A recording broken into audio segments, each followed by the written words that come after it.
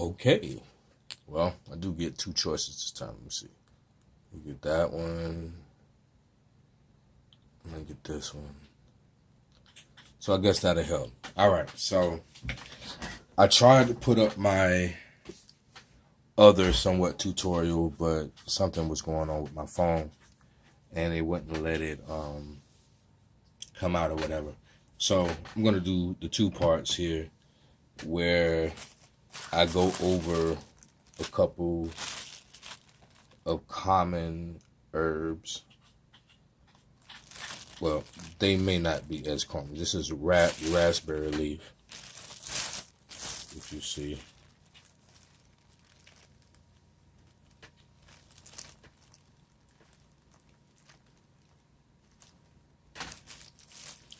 Um,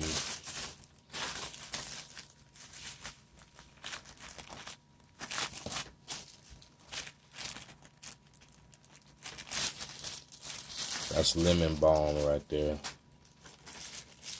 This is a little nice mixture I have too.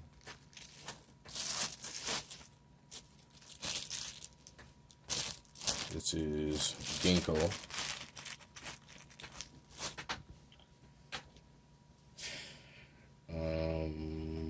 Mulberry is in here. Ugh.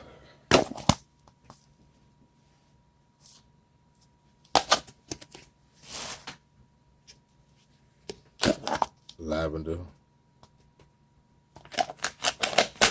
I use these a lot. Like I said, when you have a lot of deficiencies, you have to use a lot of herbals to get that back. A lot of root work. All right. So, in my other video, I went through and talked about certain things. So, one of the plants, let me try to get this up here, that I spoke about, you can see this right here, is turmeric, out of the ginger family. So I'm just going to read a little bit of that. Turmeric.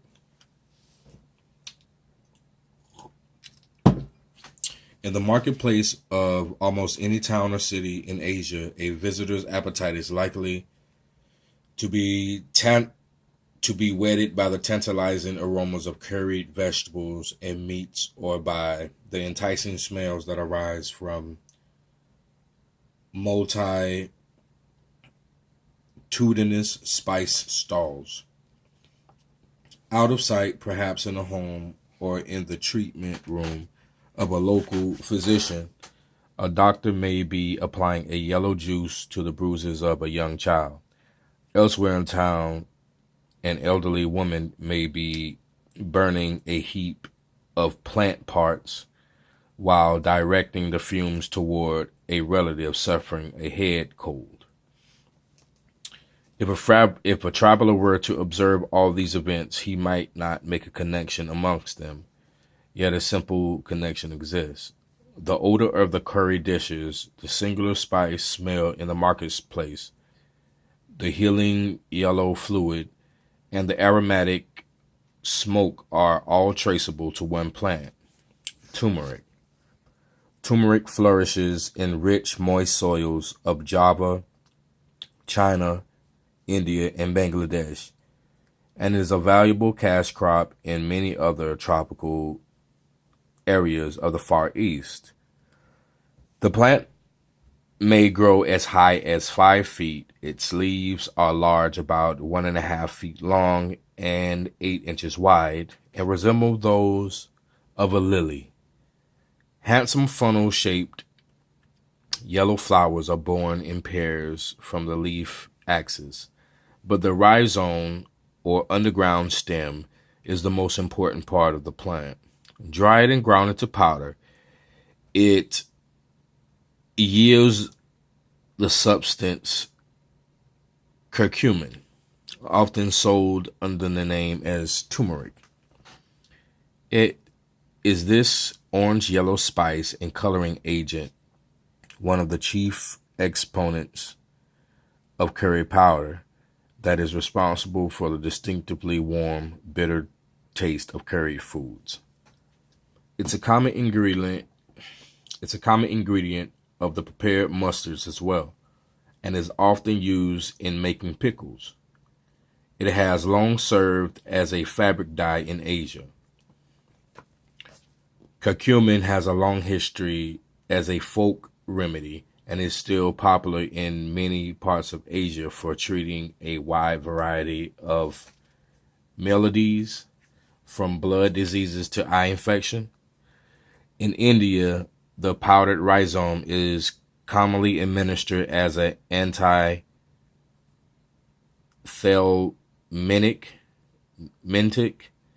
or agent that rids the body of parasitic worms. Elsewhere, it is prescribed as a carminative, helping to relieve stomach and intestinal gas caused by eating certain food, and as part of an ointment to speed the healing of smallpox and chickenpox lesions. There's evidence that the ingestion of curcumin may help stimulate the production of bile, which is produced by the liver and aids the digestion of fats. And according to recent reports, the rhizome may also contain antibiotic properties that inhibit the growth of bacteria and fungi, but no scientific tests have been able to substantiate that claim. All right, so I have some turmeric. I usually drink a turmeric tea at least once a week, which I take a little bit of honey, which has a lot of antioxidants in it as well. In the other video I was trying to do, I got a little honey, put a little water with it, and I sprayed the blunts that I use to roll my natural mix cigars, where I take, well, I can go ahead and kind of show you right now. So just take a regular blunt, and this is for me to get, like, I don't know, like I said, I want to try to do some things different, and try, don't always depend upon other means or whatever. So hold on, trying to find something to cut this blunt right fast, and you'll see how easy it is to make your own type of blunt. I would have had some mint. Mint works real well, but I don't know. I might have some mint in here. I gotta check. Stick my nose in one of these containers, because there might be some up here. But yeah, I do this every time, like crazy. So I just take a little bit. It's not much. Yeah, it's about right. Okay. Make sure you see that. Plus the blunt. And me, this is basil, so it's the same thing right here. I'll take some basil. Either way, it don't really matter. I usually do this one right here because sometimes I put my sage in there so it can cure a little bit. And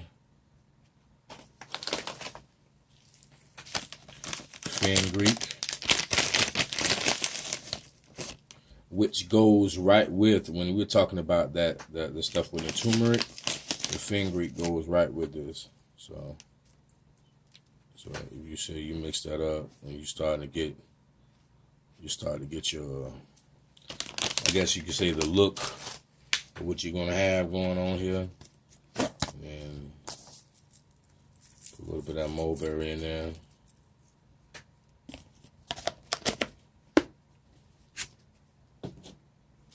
And whatever else you really wanted to throw in there, man, because believe it or not, after you get it ground up, sometimes most times I put it in my grinder and grind it up together so it can have more blended to it, because you're going for the aromatic parts of it. So then after that, you just roll. I mean, rolling is not that hard. It's Scoop that tobacco, which I like it anyway. I don't like the stems and the fenugreek. That's why I like to grind the fenugreek down a little bit more. But you see, you just take it.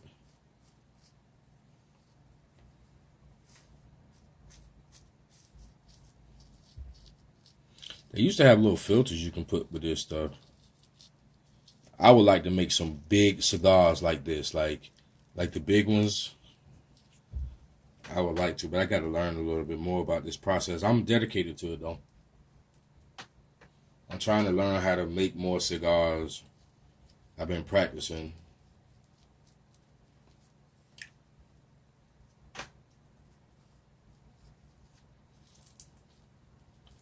All right, I'm almost done with this. Hold on.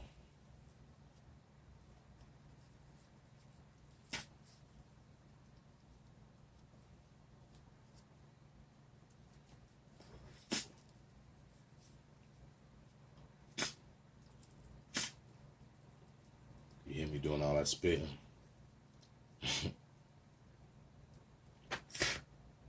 All right, so voila. Okay. And you just light it. I mean, me personally, I don't know how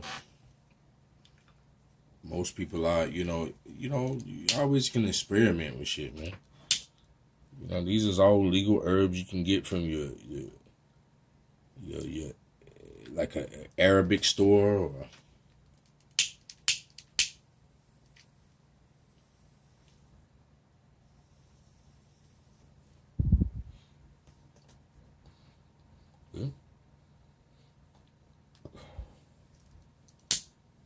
Like a Bangladesh store or whatever, and then it smells good.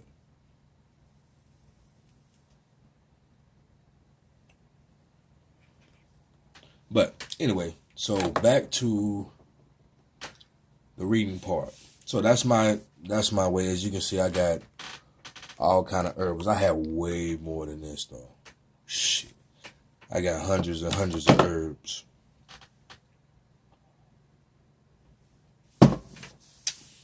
All the legal ones though. So, all right. I'm finna go to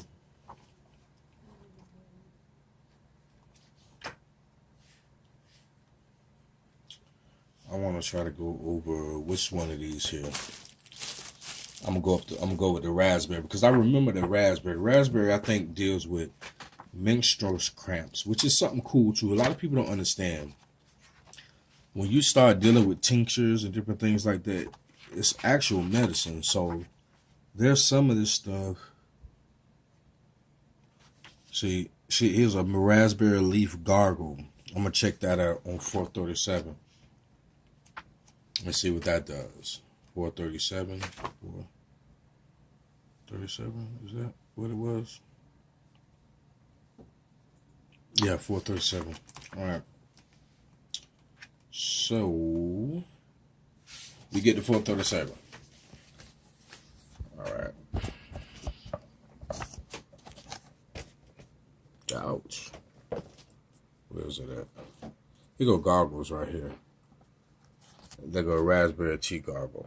Hold on. This right here. Raspberry leaf.